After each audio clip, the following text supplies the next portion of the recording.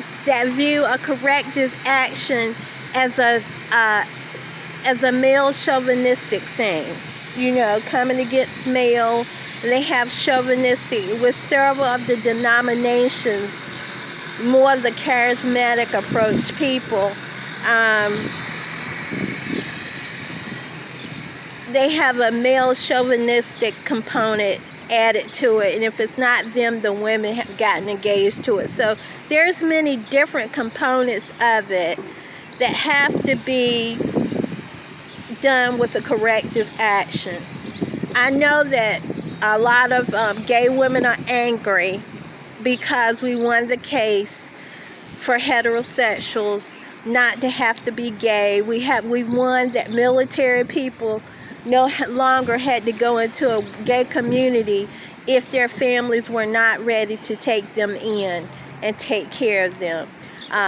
We have too many great minds that can think to put, like, we have a place for moms. There are veterans' wonderful homes that they can go to, weekly trips to the beach to calm their nerves, and animals from the SPCA that can go and visit those veterans. Every year, things that you have seen on Channel 13 and 10 on your side, and also North Carolina channels, things that we just have to come out and do all over again. People forget that we have the ability and the power to do that, the power to create change and a better life. Please engage in some good music. I know that we're in a fight. Most people think that women like me who come out in the clergy, that we are here to take men's place. That's what some of their thoughts are. And that is not it at all. Every person is called to serve. Some just come out and in the open and have to come out and be these spokespeople like me. So, God had purpose for women in ministry. Remember, ministry is to serve and to facilitate things that go on, facilitate care, facilitate training, stand by government, and also speak correction and speak life to the government. So, and the government is full of people just like me. Thank God. So the corrective action is still going to be placed. There were people given the opportunity to do the corrective action. They actually had to do book work, intense book work. They had to do support group. They had to do training on how not to do. I know Stephen Covey says 21 days to a change, but to me, if someone said to me, either you stop it right now or you go to jail for 37 to 40 years, I would have to stop it right now. So, but some people need encouragement because they get sick with high-mindedness. High-mindedness is a part of sickness. And in Bible study, we're going to do those profiles and see just what Jesus delivered a lot of people from. And we're going to hit the textbooks, and we're going to do a comparative study so we'll know how to help and address our relatives, and know the answer is not putting them in a home somewhere and never ever seeing them again. You have to take an active part in their life, but not to the point that you're in danger. That's the thing. That's the whole thing that I was personally dealing with. It's the fact that danger would come to me and my children, and that has to stop. So, as a whole, we know that this whole thing is wrong. And teachers like myself, one thing that we learn and we tell students, you have to keep your hands, your feet, and other objects to yourself. It applies to adults. If a woman has not given you permission to touch her, period, or a child, if a child tells you, no, don't touch me, do not touch that child. You know, in education, we know these things, but we have to pass that information back out to the public so they won't support a wrong unknowingly, just trying to stick up for a brother or a sister. Stick up for them by keeping them on the right track, keeping them out of trouble, keeping them from doing things that's not right and that's wrong. You know, I know what it's like to deal with arrogance, you know, because many of my family were athletes, and that is something that you have to combat all the time when you are an athlete. I mean, you have to put on the spirit of humility so that power will stay with you to perform. So we want those who are trying to help these families. We want you to help them by holding them accountable and say, nope, I'm sorry. You have to read this book. You have to read the scripture. I'll go over it with you. You have to do your talk therapy. We do not want you out here in empowerment. We want you housed. You know, some of you can stay home with family as long as your personal care worker is there, as long as your the nurse has sent your shot and your medicine, because through home health services, these services are available. You do not have to be cooped up in the hospital, even though the hospitals are I've had some good experiences with hospital. I've had very few. So I know that there's a momentum that's going where people think they're above God, because disbelief came out here because they think because they met who they felt like God is, or who they married a man who they felt like God is, and that person turned out to be imperfect. But that's why God is so wise. And King Solomon was so wise, because that Bible says everything that you are and he is. And even when he's full of sin nature, like when he went to the cross, they filled him full of sin, which they shouldn't have done. Mad, upset, because they had been outed because of their behavior. People are the same way today. So we have to get into these lodges. We have to get into these temples and these households of faith.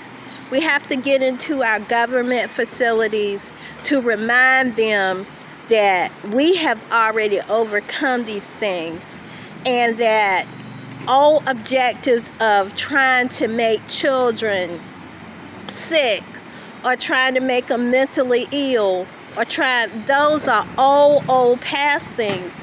You should be out here now with your clipboard, checking on your people and thanking God they're having a good day. If there's abuse at that home, you should be able to be the one that they can say, this is happening to me. Please get me out of this until my family can do better. You know, because they want to keep an old thing and not do what's new or what's mandated out here anymore. What's new, to be a reminder to everybody. If you are trying to hurt your own child so that you can get a check, then you will be prosecuted by the states, every one of them. In care of children, there's now a flow chart, and they are given a plan of objectives that's supposed to happen in their lives. So this holding back and stuff, you know, you're way behind. Just like there's a health care plan, there's a life plan for your life, and this has been going on 40 or 50 years now. So if you don't know about it, do not retire and try to operate and do bad things. It's a plan. And if you can't handle coming out and knowing that I'm no longer a single person in charge, that people operate by teams on every level. You know, I might be the one you see, but there's somebody praying for me. There's somebody that has written a book. There's somebody that has done a tape. You know what I'm saying? To influence. So I want you to understand. And of course, walking in my husband's anointing, sure. All of that and all the good things about things that I've learned from my students and the youth and my children. You know, I have people that I haven't even met yet that I'm looking forward to going around and meeting them. And I want everyone, instead of out here mapping out abuse and how to hurt your children and how to hurt me, to plan a vacation. You have got to get your mind off the positive, because off the negative. You have got to. Now, we're exposing a lot of negative because people are fearful. When somebody wants to hurt you, they are fearing something. You know, there are men out here that think they can prostitute their wives. So I'm rallying back all the women from the feminist point of view, from the church point of view, from the legal perspective, to remind these guys that you can't do that. I know in olden days, men used to take their own daughters, you know, to either sleep with their frat or sleep with their neighbors, for that other neighbor to feed them back and forth. But that was way in the 1500s. We don't live like that anymore. We don't live like that anymore. So if you're trying to do that and hurt my children and hurt great-grands and things like that because you're angry that you didn't think any better than that, it's because you didn't put your mind to anything else. You can't walk away anymore like nothing's going on. You can't walk away and like you don't have to be bothered with this issue or problem, because it's coming to you.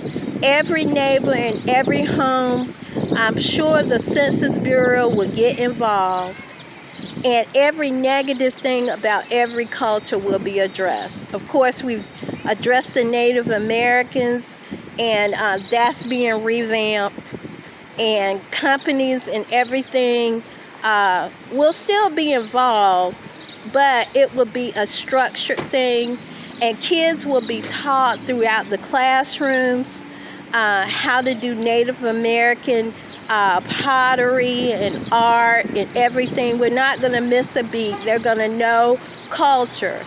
But the negative things about that culture, kids are no longer going to pay for.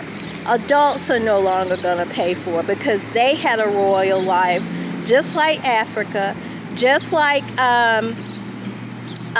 South America. Everybody really has a royal life, just like that guide of the good book says. That's why it's still on the shelf in America, because it is a guide pulled together after careful study of all the religions, and in there is a common guide to remind us that we are made of royal priesthood. So we are not vicious dogs. We don't live like that, you know. And if you can't take the pressure of having a child, have them at the camp. Get them in camp. You know, there are things that should be going on. So I know that dealing with jealous people is not the answer. You know, and we got women out here that are getting beautiful, and even gay couples with the men are jealous of the women that have the children. So we have really got to get perspectives back together and show them once again what family is, what the X and Y chromosome is. You know, you can't put two X's together and have a child. You can't put two Y chromosomes together and have a child. It has to be a female woman and a male. You know? And just because you've come up with all these rights doesn't mean that you are the best, because you've gotten high-minded, you're not humble, and you're choosing as that child gets older to see them as a sex object. You know, because you've been hurt by other people. That kind of life we don't want anymore. And I know there are those of us that's trying to take us back those 50 years. But we are not going to do that. And I'm happy, I'm glad, I'm blessed, because I know in the future.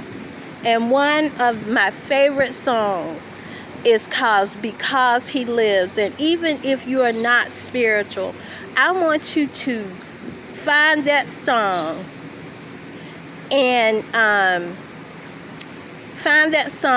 listen to the lyrics. It says, because He lives, I can face tomorrow. And on further in another song, it says, my hope is in the Lord. When you hear the word that says hope, that means goodness is coming out of it, kindness is coming out of it, faithfulness is coming out of it, patience is coming out of it, love is coming out. All the fruits of the Spirit are coming out of it. So just be happy and glad. Even if you're facing a situation head on, just be happy and glad. And if you have to take a stand like I'm having, because normally I'm behind the scenes. You know, I'm a figurehead. I do administrative, I do reports. Yes, I do teach.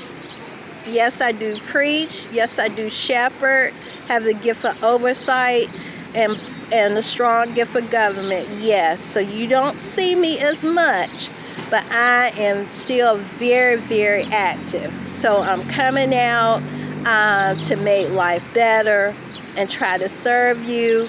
And as far as Donald Trump and all these other presidents that are still living, you have a responsibility still to make America great. And those wives you have a role in taking a part in that. And our young people that I have challenged to be civically responsible. I know that some of you are not spiritual and you're not about church, but I impart upon you to learn at least what it says if you don't want to adopt some of it, because it is a God and it's a good God.